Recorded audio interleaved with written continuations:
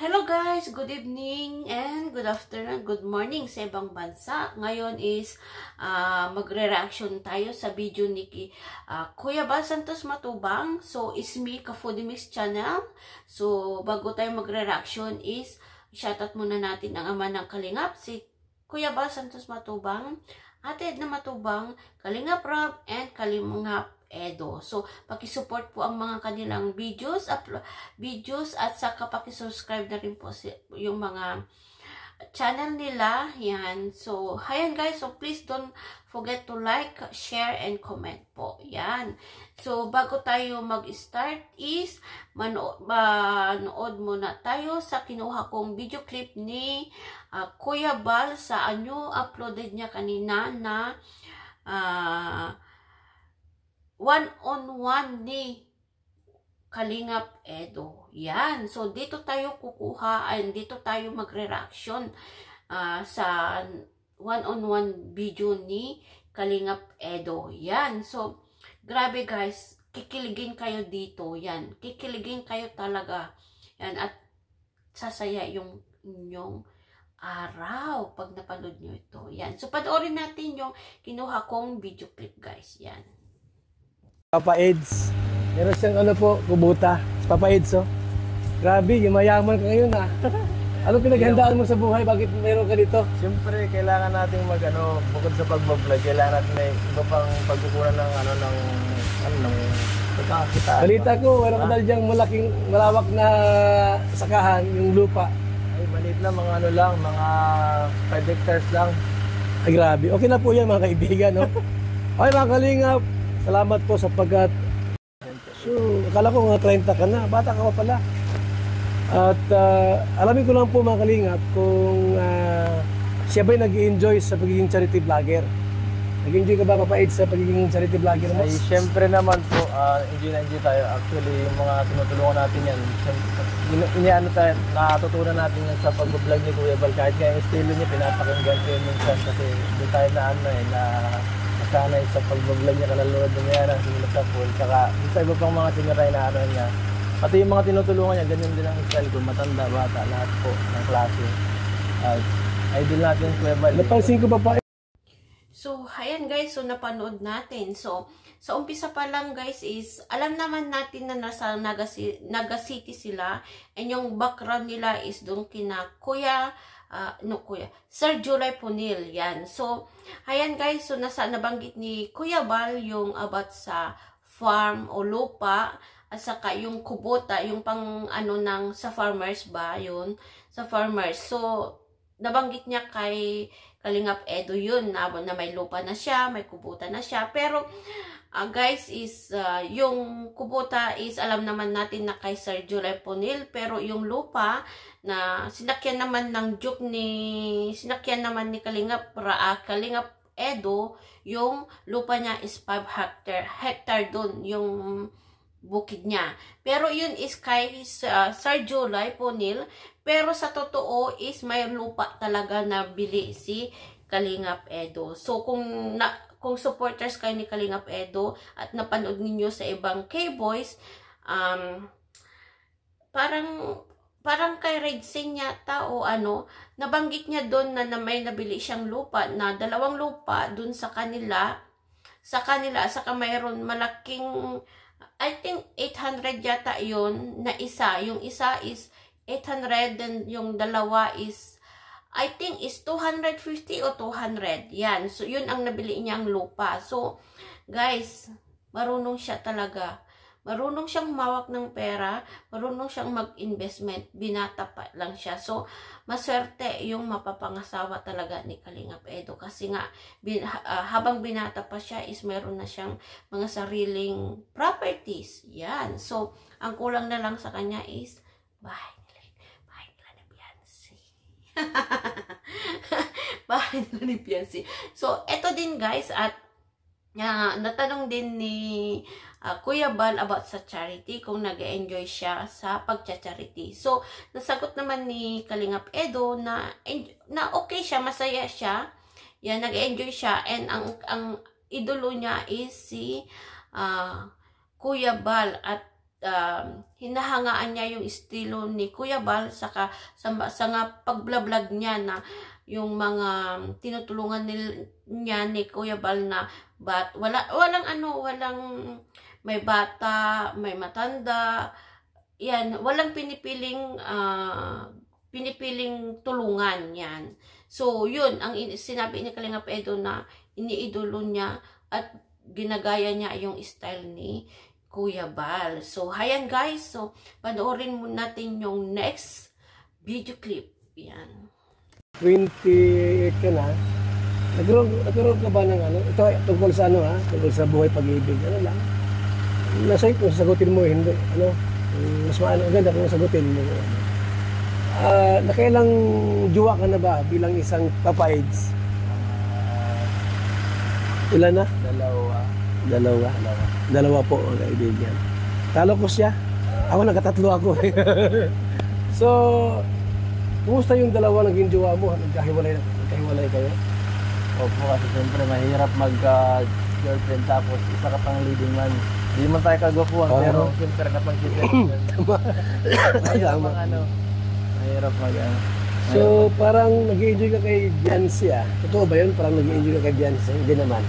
Hindi, magka-getting to each other, ganun ba? Parang, siyempre, di mo maiwasan sa partner natin yan eh. Ilang taon na si Beyonce? 17 po. Bata pa rin si Beyonce, pero may nakita ko dyan sa mga Facebook.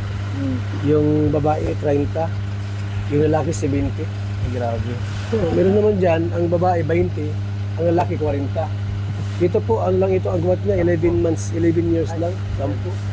O mga 10. Ano po yan? Sakto pa po yan, mga kaibigan. Tanong ko lang po kung may jowa pa siya ngayon. Meron ka pang girlfriend ngayon? Wala na. Wala na po. So, maliwanag po ha, wala siya ngayong girlfriend. Itanong ko po kung mayroon siyang balak kay Beyonce. Kung mayroon siyang balak na 17 pa kasi po mga kalingap yon. 17. Bawal pa no? Ligawan, bawal pa po. Ayon sa batas, Presidential Decree 109, bawal maligaw ng minor de edad. So, hindi mo siya nililigawan, di ba? Hindi mo pa siya nililigawan? Hindi po. Inaalalayan lang ngayon. Pero may plano kung sakali. Kung sakali, kung mag-ano na siya, medyo tumungtong sa tamang edad siguro. O saka po pag-ipayagan siguro. Yun! Yan ang magandang tanong. So, hayan guys. So, napanood natin yung video clip na hot seat ni Kuya Bal. So, napaamin ni Kuya Bal na nakadalawang girlfriend pa lang si Kalingap Edo. So, sabi naman ni Kuya Bal is dinaig niya kasi nakatatlong girlfriend si Kuya Bal. Aba, matinik si Kuya Bal Yan. So, and at the right moment is single si Kalingap Edo. So, sa tono ng pananalita niya is kasi yung work niya is as a leading man sa teleserye at sa kakalab team ni Beyonce is mas mabuti na wala siyang karelasyon guys. Yan.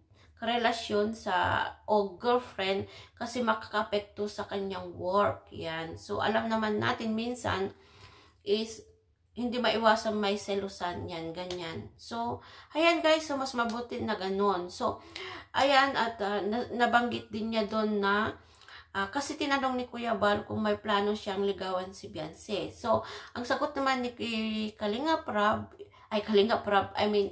Edo na may plan siyang ligawan at kung papayagan siya, yun.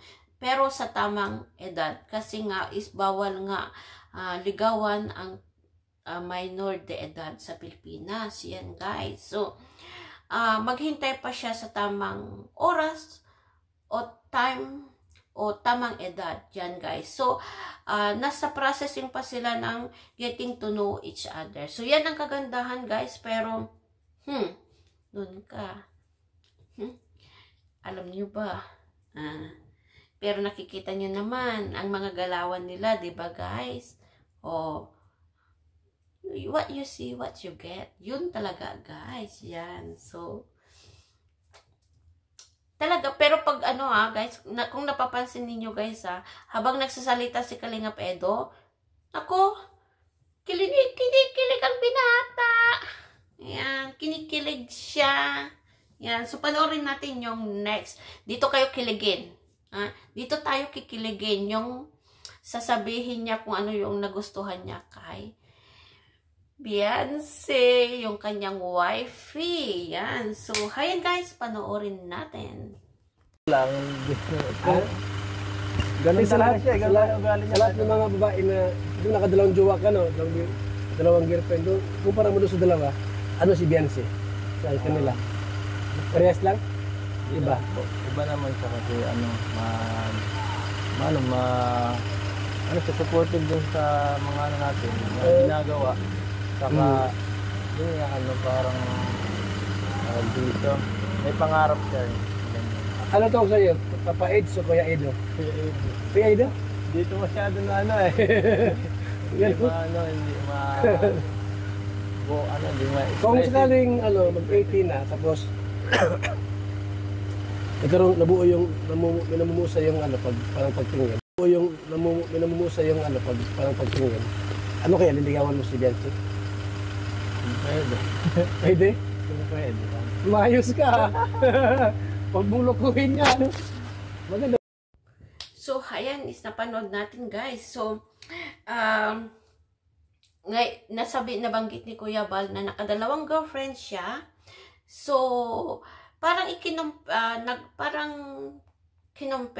the way na nag-ask si Kuya Bal is, parang ikinumpare niya, ano bang meron kay Beyonce na wala sa naging ex ni Kalingap Edo. So, ang sagot naman ni Kalingap Edo is yung si Beyonce is very supportive siya sa ginagawa niya at saka naintindihan niya yung work. Yan. At saka may pangarap si Beyonce. Yun ang nagustuhan niya kay Beyonce natin, na baby Beyonce. So, hayan guys. So, grabe talaga. Si Kuya Bal talaga is, gustong-gusto ko talaga siya na siya ang mag-interview kay Kalingap Edo na Kalingap Edo sa ganitong bagay kasi hindi maka-joke si Kalingap Edo. Yan. So, ito yung last part natin na video, guys. So, about sa yung nagustuhan niya naman sa body, sa anyo ni Beyonce. So, ito panoorin natin, guys. Pagka napunta rito, sabi niya, okay naman daw. Minsan daw, inakbaya mo raw siya. Umamin ka. Minsan daw, inakbaya mo raw siya. Tara na. Siya? Totoo yun? Hindi. Nahatid ko lang. Ay, natin mo lang. Ay, ano yung sabi niya na, minsan na Kuya Bal, nang-akbay, tara na, Beyonce. Umayos ka. May ordinad pa yan, pero may plano. May plano. Meron bang malilihan? Maganda. Sa katawan, anong nagustuhan mo doon? Yung ngiti niya. Ay, yung ngiti. Nakakaloko. Ngiti niya, ano? Maganda nga. Smile. Saka yung mata niya. Ay, mata niya, ano? Gano'n siya. Pumikit na yun. Yung ilong, siya din? Maganda na ilong. Pero sa smile niya, mas maganda nga. Yung katawan ni Beyonce, okay naman? Okay naman po. May i-develop pa. Kahit okay na yung ganun lang. 17 pa lang naman siya, bata pa, no? Bata pa. Pero ano pala, ngiti pa lang maganda doon. Ngiti at saka yung sa mata. Saka yung dimple nun. May dimple yan? May dimple. So, hayan guys. So, hindi nyo ba napapansin guys, yung galaw ni Kalingap Edo is parang kinikiliti siya habang nagsasalita, diba?